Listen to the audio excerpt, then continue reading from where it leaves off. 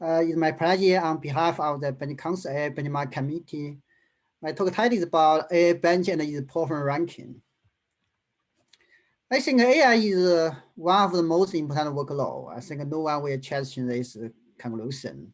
For example, for data center, for internet service, AI widely used to augment internet service.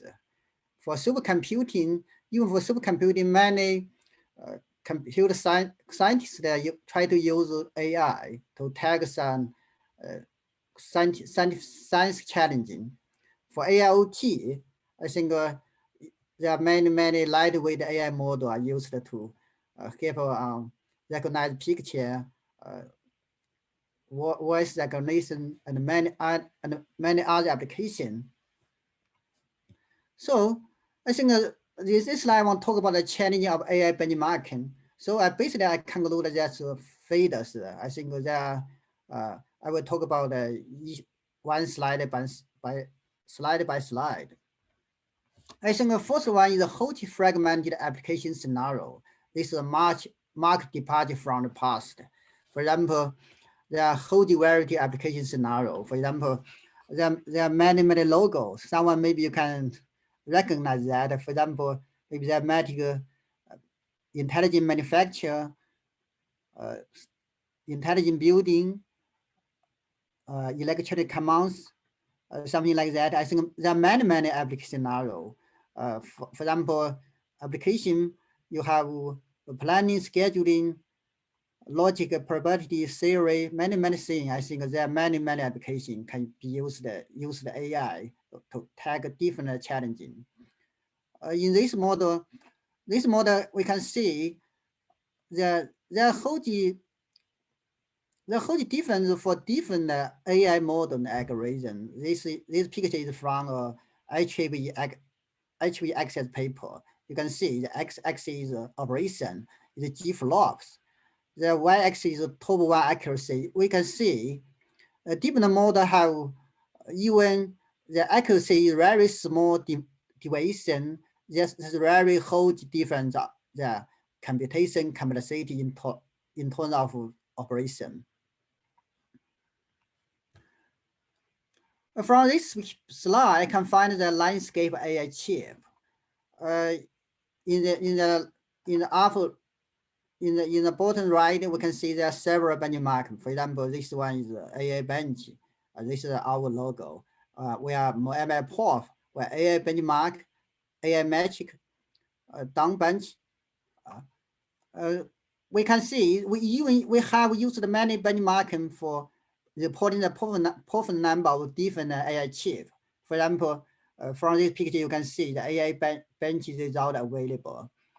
We have tried to use AIBench to test different TPU, different GPU, and many IoT device.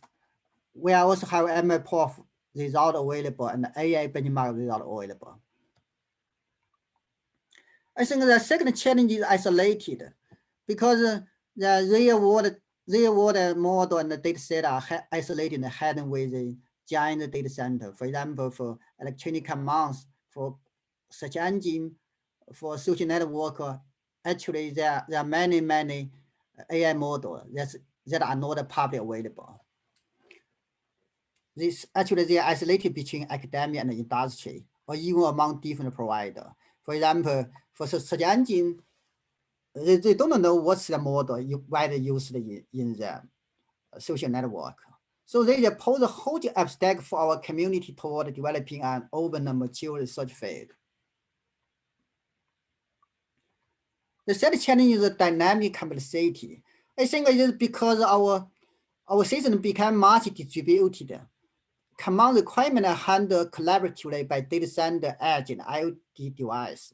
So for a same workload, for the same application, different distribution of data set workload, machine learning model may substantially affect system behavior. I think this is the fast evolution in terms of interaction among IoT, edge, and the data center.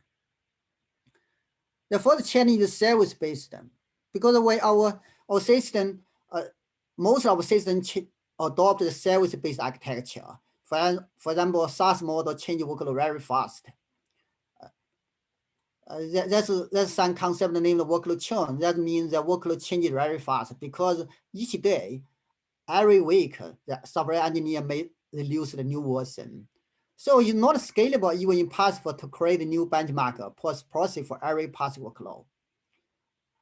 Another thing is the microservice-based architecture, because for large applications, they just build it using many distributed microservices across different data centers. So it consists of diversity of various modules with very long and complex execution paths. So for another issue, I think is also very important is tail latency does matter. In the past, we just care about the average performance, but for internet service, for microservice-based architecture, we have to care about the worst case performance. The tail latency matters very much. The last one is the nature of AI model. It's stochastic. First, the random set for the model and acceleration data traversal order. The second is the floating point operation is non-idempotent because you have to calculate many times. If you just have different traversal order, the result may be different because it's non-idempotent. Another issue is hold hyperparameter. We don't know how to find the best hyperparameter. We just try and error. So I think many factors will result in the stochastic nature of AI. For example, for randomness, we consider from this technical report, we just run a component benchmark from AIBench. The workload name is image to text. We just using different random set that epoch to achieve target quality very significantly, even very widely on a different random set. You can see the epoch to quality. That means you need to run 30 or 50 epoch to reach the state-of-art quality. State-of-art quality is the best quality ever achieved by industry or academia. So this will pose very serious challenge into traditional benchmark methodology. First question maybe is a micro benchmark is sufficient? For example, for HPC AI, Professor Jagdangra proposed HPC AI is just use a micro benchmark because for HPC community, we widely use a micro benchmark to measure system. So for AI, we will ask the same question, is micro benchmark sufficient? But the situation is very different because AI workload need to consider both computation efficiency and the model quality. Maybe your hardware is for hardware the super is very high, but you cannot reach the model quality. That algorithm, that application doesn't work. So the flops is no longer the only metric. For example, for mixed precision, I think most of one know about it. We widely use the mixed precision training. However, it may deteriorate the model quality. For example, for ResNet 15 quality comparison on different systems, we can see floating point 32.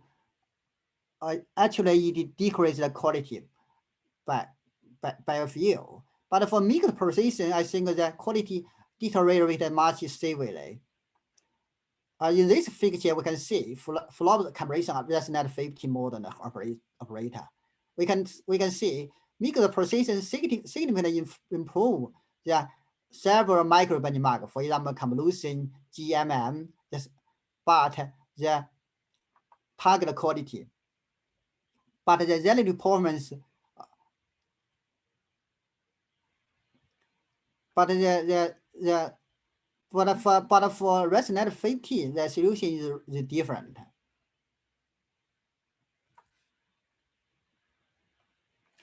So I think that the main drawback of micro benchmark is have as follows. So first, it has no quality information. Second, it ignores the impact of data input for different layers. Actually, there's no single kernel for AI workload. From this slide, we can see, for example, we have a breakdown the main corner of 70 AI workload. Some micro benchmark may occupy a little percentage. For example, you can see this is they run 70 AI workload from AIBench. Image classification, image generation. We can see the breakdown of different micro benchmark. So you cannot think of one micro benchmark representing all application. The second question is component benchmark sufficient? I think Prof basically just adopted a component benchmark.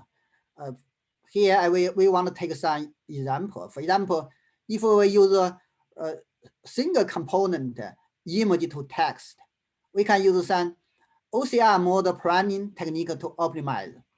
We can find maybe actually this example from our technical report. It tail latency, it can be shortened by 51%, while the accuracy only decreased by 1%. I think most guys think this result is acceptable. However, if we consider the overall system performance, we put in a component in a realistic scenario, online translation intelligence. I think this scenario, this real world application have many components, but it's also simplified application, because later I will show a real world application scenario in way much complex. So for OCR model planning, we also can use optimization technique, but tail latency has no improvement, because for image to text, it takes a very few percentage in terms of versus the overall system tail latency, but accuracy decreases 1%. So basically, we can see this technique does not work. It's totally acceptable. So the component benchmark, I think, is also not sufficient. So only a single component may lead to error-prone conclusion.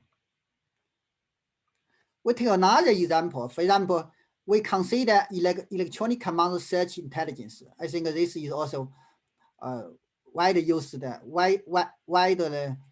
application scenario. We can see to a single component tail latency. For example, we can consider two components. For example, recommendation component, text classification. I think it's two components of electronic command search intelligence.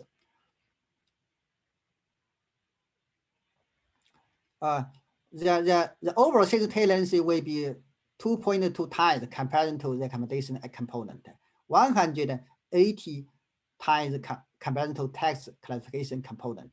So benchmark single component cannot reflect the overall system effect. So another issue is the model accuracy versus the quality. I think model accuracy is very important, because especially for internet service, basically I think that the engineer will not sacrifice the model accuracy. For example, we have an example from our technical report. Model accuracy improved 1.5%, but the overall system 99% latency decreased by 90.7 times. I think is also very difficult to accept. For example, they place ZNet 15 with ZNet 152 for image classification. Overall system 99% latency deteriorated from 1,000 to 10,000 milliseconds. I think is totally unacceptable, because tail latency is very widely important to the internet service. Our user, when we visit the internet service, if the latency exceeded 100 milliseconds, basically I think our user cannot accept this situation. So someone maybe argue we just use some statistical model plus component benchmark, that can be work. Our answer is no. We try to use two different models. For example, simple QE model. We try this model on electronic command search intelligence scenario. We find that 8.6 times between the actual average tail latency and the stage 1. It also have 3.3 times between the actual 90% tail latency and the stage 1. Someone may question, may challenge us, your model is too simple. We'll try a Sufficie queuing network model, but it also finds that average tail latency, it also have 4.9 times the gap between the actual average tail latency and the theoretical one. But for tail latency, I think because of non-superposition property, because you cannot put a tail latency of two components together, because it has a non-superposition property, so it cannot be used to predict tail latency. So scenario benchmark is indeed. Scenario benchmark is our proposed model. I think it is a process of Z-elastic application scenario, that because Z1 is treated as a first-class confidential issue. Basically, no internet service provider would like disclose the Z-word application. What's that? How about the data set? How about the model? So I think we have some close collaboration with some industry partner. So a scenario benchmark captures the creative path in the primary module. It actually is a permutation of a series of AI and non-AI component. So this picture give a very short summary of scenario benchmark. Later we give some detailed example. So our methodology is that first we propose scenario benchmark. It reflects the model overall system performance. It is not a model component behavior. It also the subsystem, the combination of different components is a permutation of AI and non-AI component. So we also consider conflicting benchmark requirement. For example, benchmark at a different stage, I think it have different requirement. For example, for early stage evaluation or new architectural system, first we have to consider portability. So we provide a micro benchmark. We need simplicity, because it will be very hard, very time consuming to port many workloads. But at a later stage evaluation or purchasing off-the-shelf system, we have the benchmark must be comprehensive and representativeness. So we need to provide more and more workload. So meanwhile, it also, the user not only care about the performance using a single component, it also want to know about the real-world applications. How about, for example, you have a AI chip. Someone will just measure the performance using some simple component, but the internet service provider, they want to know, they put the AI chip into their production system, how about performance? So we also consider the later stage evaluation. So in this slide, one told what different AIBench was made by Prof. I think AIBench consider scenario benchmark, component benchmark, and micro benchmark are as indispensable. ML4 currently only contain component benchmark, because both of us think micro benchmark are not enough for measure AI, because micro benchmark cannot reflect the quality metric. Meanwhile, AIBench have a balanced methodology. So we have comprehensive AI benchmark. We have 17 workload. Meanwhile, provide a small subset. So for performance ranking, we can provide the AIBench subset. So we can have very quick look at the performance of a system. But later we can evaluate the system using comprehensive AI benchmark. For example, our paper submitted some conferences as review comment, they think maybe ML4 like the subset of AIBench. Meanwhile, for HPC AI, we also provide a real-world scientific data set. ML4 not yet. I think Professor Jeffrey Fox have some plan, have some proposal for ML4 for HPC AI. Many groups are also working on this topic. So in this slide, I want to give a summary of AIBench. I think we provide a scenario benchmark. We have data center scenario application, which are more than 9 internet service provider with our industry partner. We also provide Edge AIBench. Edge AIBench, I think, is basically a scenario because it model the interaction between data center, edge, and IoT. Second one is training component. Training component, I think we have a very comprehensive AIBench training workload. We provide 70 workload. Later we'll talk about the detail. Meanwhile, provide subset. Subset include 3 representative AI workload from 3 clusters of AIBench training workload. Meanwhile, we provide an affordable AI benchmark for HPC AI. We named it HPC AI 500. Actually, is selected from the subset of AIBench. Currently, because for benchmarking at scale, for example, you want to measure large scale HPC AI system, you have to consider that the benchmarking must be very affordable. That the cost will be very cheap. It's impossible if you want to run many workload. Basically, the end user is very difficult to accept that. So we choose 2 workload from the AIBench subset for measure HPC AI system. Meanwhile, we provide AIBench inference. I think that's very significantly different from training. For training, I think the overhead is very high because you need to training a model. But for inference, basically the runtime is very short. So we provide a comprehensive inference. Basically, we provide 17 inference workload. I think this is also different from ML inference.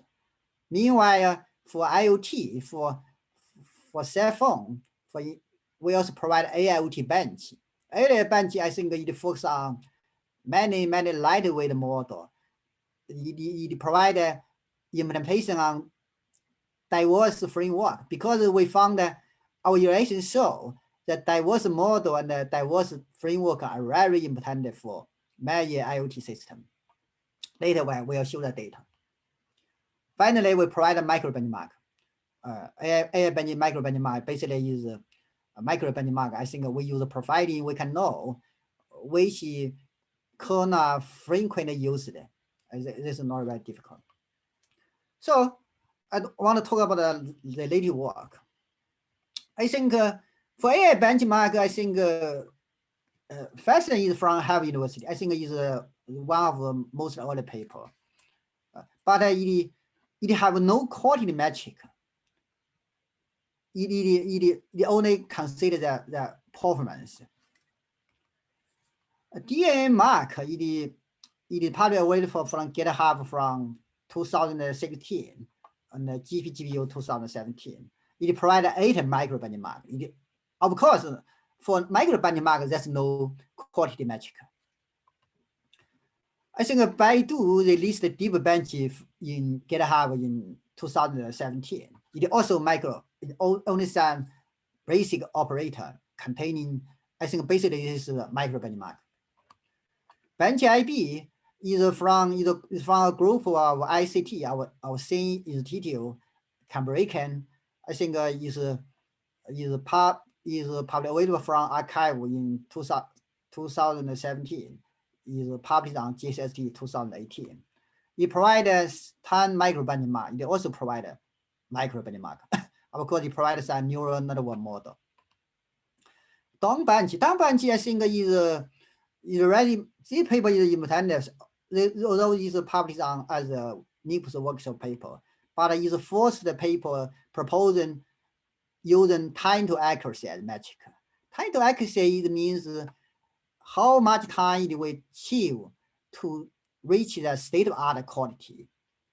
I think this metric is very important because for many AI workload, you have to run a full training session, or else you cannot know the performance achieved by hardware. If you don't run the full training session, maybe you will have different conclusion. So TPD suite is published on ISWC 2018. It provides 8 workload. So I think there are 2 concurrent work is AIBench and ML-Prof. I think basically it launched the project in 2018. AIBench published the first paper on Bench 2018. ML-Prof launched the project in 2018. The source code is partly available from GitHub in 2019. It published the system ML and ICU. Sorry, I forget omit the ICU paper. Based on our paper, I think it's concurrent work. Actually, our paper submitted to HPC 2019, but the paper had got 4 accepted and 1 week rejected. But finally, our paper is rejected for non-technical reason. We also complained to the committee. They just think we are not from the industry, but I think their conclusion is wrong. Later they change the reason. So basically, I think we have tried on several different conferences. Finally, most of the time we got a very high score, but finally it's rejected. I think HPC Systems have some different requirements from other domains. So we want to mention 2 systems. Is Downbench, because Downbench it has able report the performance ranking. Basically, you have 2 workload: image clarification and question answer.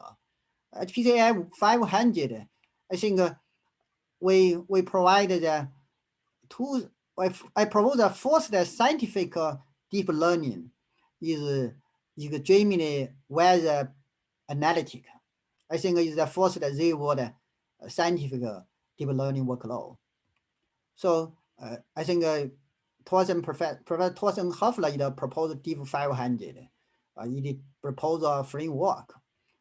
I think basically is a framework.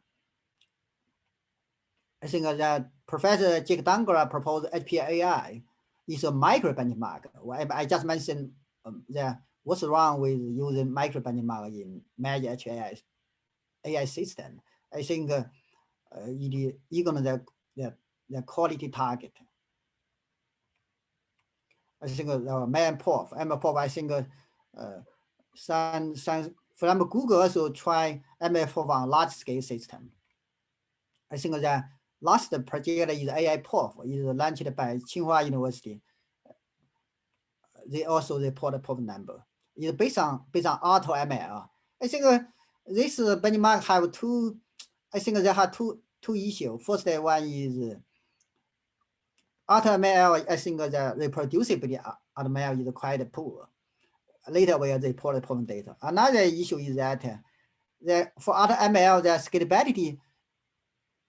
Maybe you can generate a large scale workload, but it cannot reflect the running time or they are challenging. So for edge computing, I think also there are several concurrent work. For example, Edge AIBench is our project. Also have AIBench and EEMBC ML-Mark.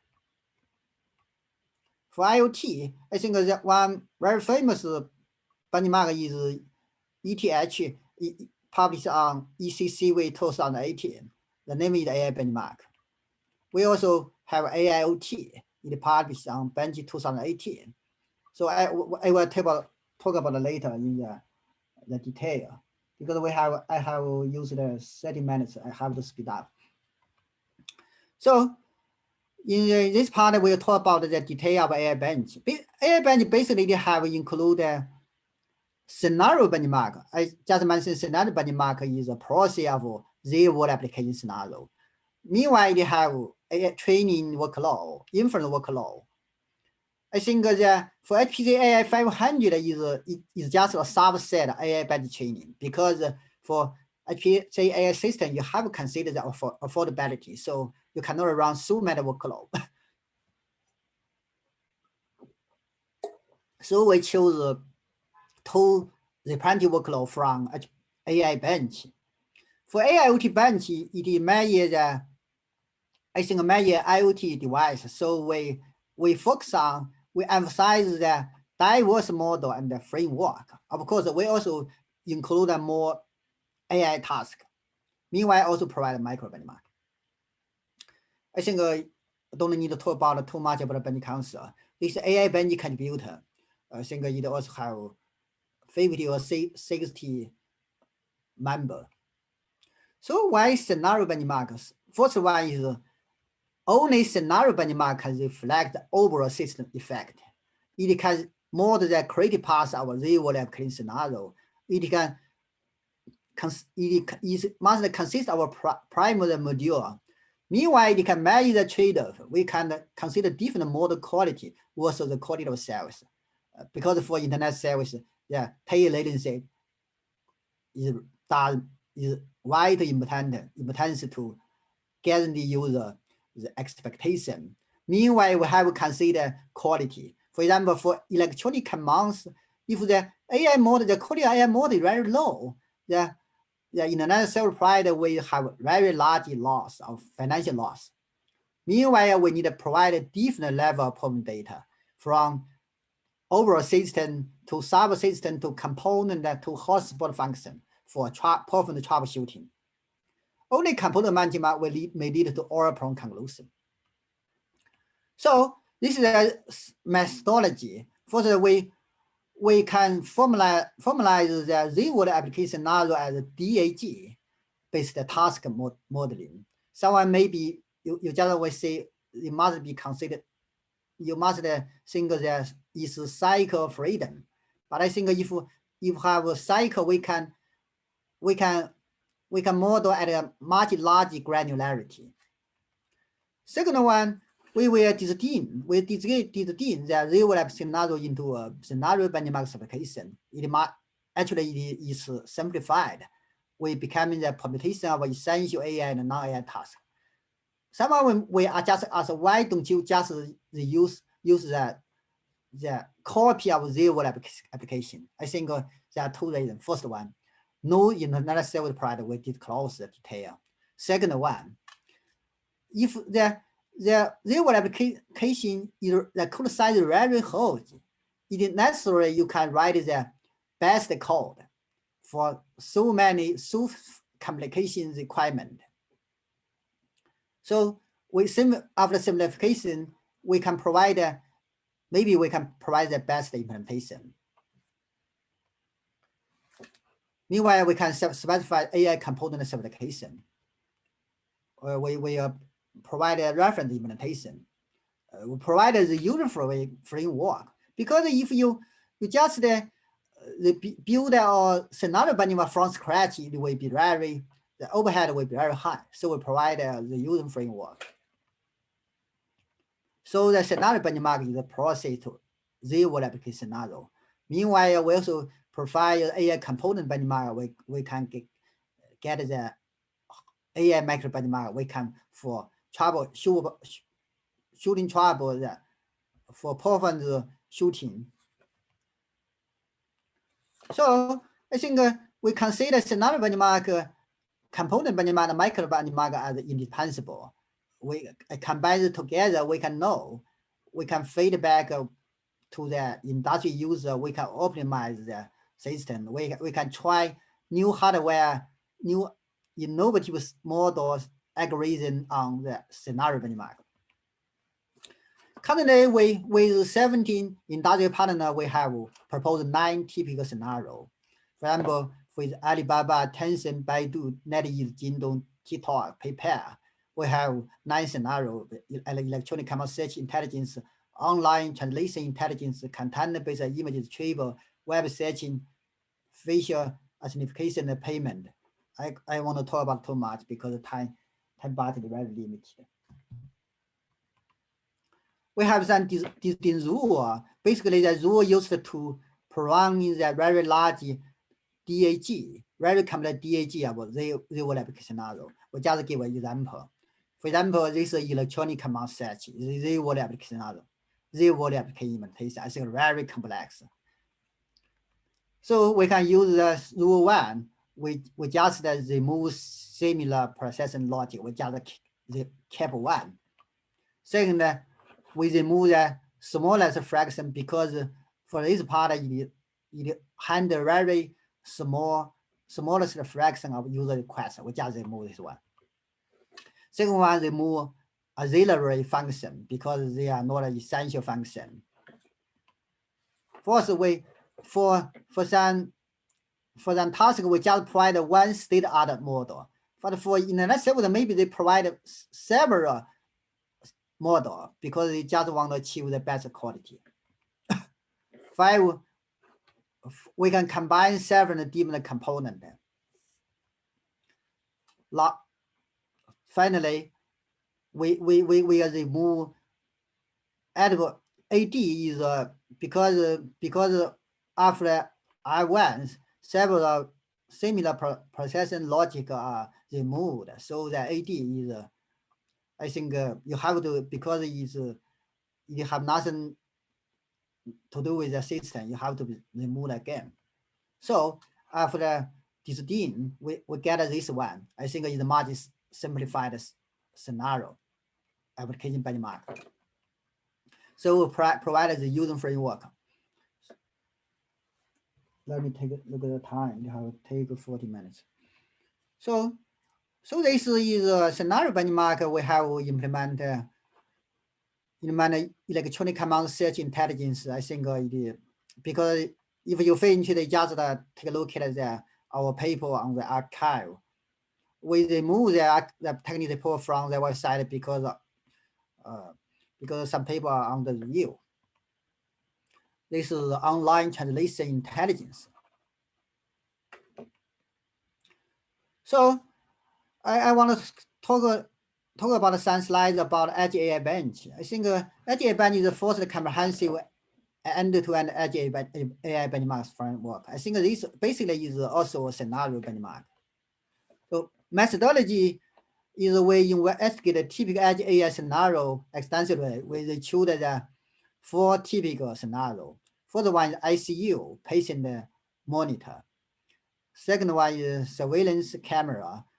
The third one is smart home. Fourth is autonomous vehicle. I think why we choose this for scenario because autonomous vehicle because it's very latency sensitive, need a high accuracy. It cannot make a mistake. It's mobile. You have a cable network connected when the car is moving on. ICU patient monitor because it's latency insensitive. Meanwhile, you have to handle many concurrent parallel tasks. Surveillance camera because it have handle very huge data. For smart home, you have to consider heterogeneous device and data. So this, from the table we can see, as you can see, autonomous vehicle is the accuracy is extremely high, latency sensitive. I think that's a comparison of 4 scenarios. For autonomous vehicle, I think it requires real-time response. Basically, it have several tens or 100 milliseconds. Meanwhile, the accuracy basically need close to 100%. You cannot make a mistake. You have to consider tail latency case, the worst case. ICU patient monitor. Well, at server, you have to handle concurrent task. A surveillance camera, for example, in many countries, surveillance camera are widely used. For example, you about take the storage very huge. For smart home, you have to handle heterogeneous data. For example, you have text, image, audio, video, because you have to handle many different devices. So we provide 9 typical Edge AI tasks: lane detection, traffic sign detection, heart failure prediction, decomposition prediction, death prediction, person identification, action detection, face recognition, speech recognition. And from these 2 slides, I just show for different tasks. When we run on different devices, it have different the task have different application different performance requirements. So we have to retribute the workload, the model, the data set on different devices. Only using this, only we consider end-to-end performance, we can find the best configuration. For example, the 4 devices one is cloud server, the second configured is edge server with AI processor, third one is edge server with CPU. Have no without the AI processor. It also have end device. These are different performance requirement. The second part I want to talk about AIBench training. I think we take electronic commands as example. We working closely with many industry partners. For example, for electronic commands, the main industry partner include Alibaba and other partner. We analytics, search, advertising, intelligent assistant, product management, virtual fitting, and facial identification and payment. We think out this component benchmark. Basically, each component is a AI task. So you see workload, we investigate many scenario with 17 industry partners. We think out the most important AI task. These tasks reflect diverse behavior. For example, from microarchitecture level, flops, computation, memory access pattern, computer pattern, IO pattern. From system level, they have time cost variation, convergence of hot convergence. Meanwhile, we also consider model, different AI model architecture, neural network architecture, and the parameter size. We cover diverse network architecture, for example, include CNN, ResNet, STM, GRU, attention, and so on. We also include some state-of-the-art model. Actually, we need to update the model very frequently. So the summarize our AIBench training. We include 70 workload. We give very quick introduction of this benchmark. We provide a layer benchmark rule, for example, for hardware, system level, free level. I said, why do you propose a level? Maybe someone will ask. I think it's quite different for AI workload, different from traditional workload. For example, for hardware, you have for traditional workload, for example, for HPC, when you compare different hardware system, you just demand the software system you have to keep the configuration unchanged. But for hardware, if the hardware resources are different, you have to change the batch size, or else the iteration rate will be very low. So accordingly, you have to change the learning rate. So I think for AI, that's different of AI benchmarking. So I give a very short summary of different tasks. For image clarification, we use a data set and model. We just later you can take a look at my slide, because I have used 46 minutes. So I just very quickly: image generation, text translation, image to text, image to image, species recognition, facial embedding, object detection, recommendation. We also are including some state-of-the-art model, video prediction, image compression, 3D object reconstruction, text summarization, spatial transformer, neural architecture search. For some benchmark like AI Prof, they just use this workload as major HPC AI benchmarking. So this figure will show the difference between AIBench versus MI Prof. As we can see, from different methodology, AIBench have a balanced methodology. It includes 17 tasks. Meanwhile, the computation is much complex. Complexity in terms of the model per meter, I think AIBench training have a very large model. Of course, the situation will change. We will update this number. Meanwhile, we also provide some microarchitecture behavior. But from this figure, we can see from this the circle size means the parameter size, the model, the size of parameter. The x-axis is million flops. The y-axis is number of epoch to target quality. I think AIBench have margin coverage. So this color is AIBench. This is a microarchitecture characteristic I want to talk about too much. Second, I want to talk about AIBench subset. Of course, we just mentioned there are conflicting benchmark requirements at different benchmark and work stage. So we consider performance ranking. For example, ranking you have to low cost. You also need to be fair, so you must be representative. Meanwhile, for all the calculation, it should be comprehensive, diversity. So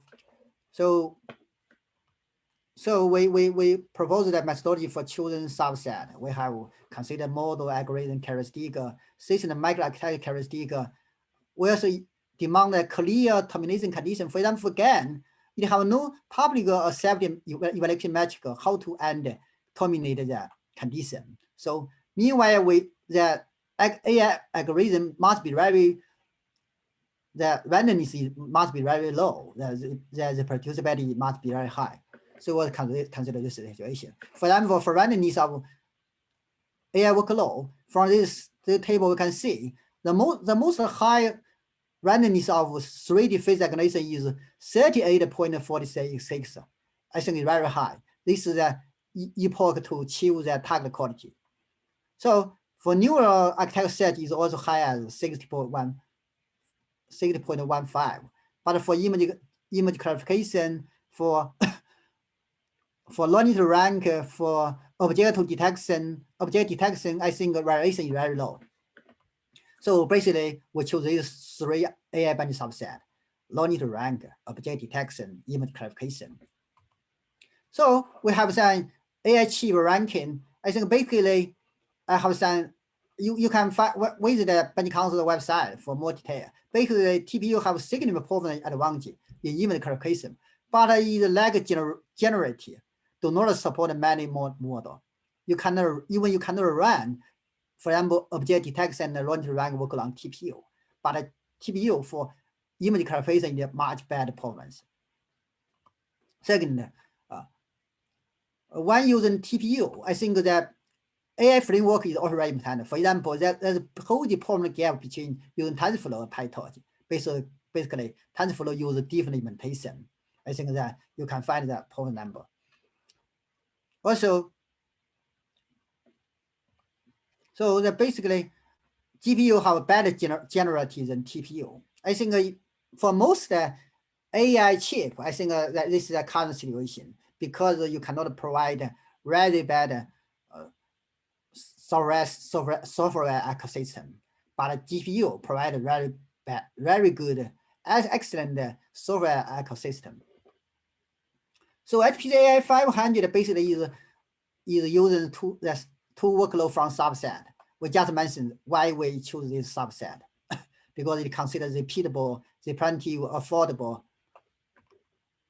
So criteria for choosing workload is representative, affordability, repeatability, computation complexity. For HPC AI, the computing complexity must be very high. For learning to rank, because the computer complexity very low, so we remove that workload. We have used 50%. Sorry. We will conclude my. Okay. So we choose two workload: image clarification, object detection. This rule. We use different metrics. We consider both the flops and the model quality. If your model quality is very low, we have a penalty. Two workload is extremely well analysis, image clarification, scalability. I want to talk about. I have 140 slides. Sorry. So we have HPC System Ranking. I think the collected from data from public paper. The detail is partly available from the Bench Council website. Inference. Basically, our different view from is we think the AI inference workload, because the runtime, the overhead is very low. So we need to include a more AI inference workload. That's the difference. So currently we have 17 inference workload. Meanwhile, provide AIBench because we think AI for IoT workload, we think the model and the framework are very important because we have some data. So this is a comparison. Currently, we provide image. We only implement image classification. We are include more workload. This is we have show some data. For example,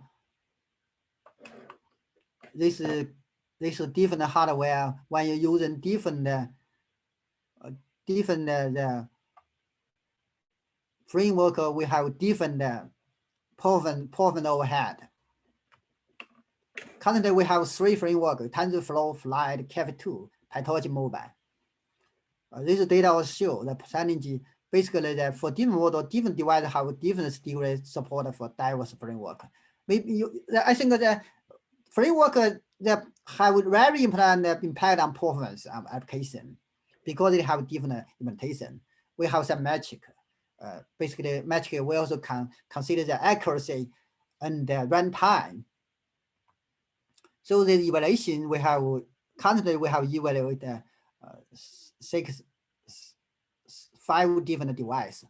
In the next month, we will report about 1,000 device performance.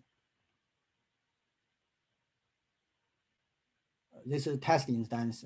The observation, there's no size-fit solution for AI framework on mobile device. For different workload, different AI framework have different performance. Model complexity does affect inference time, but the implementation is also important. So that on different hardware, different framework, you also have diverse performance. This is API to AI accelerate AI chip provided by Android system, but this does not always accelerate the inference. We also find that TensorFlow Lite takes least time to load the model, Cav2 takes the most time. This is the AI score enable design comparison rank of different device because this is a comprehensive score. So we so micro benchmark just provide this benchmark. I'll give a very short conclusion. We talk about AI benchmark challenging. We introduce our AI benchmark methodology. We introduce the summary of AIBench Scenario, AIBench'20, HPC 500, the AIBench Inference, AIBench. So we have some tiny report and the public paper. If you finish, you can take look at the detail. So thank you. This is my presentation.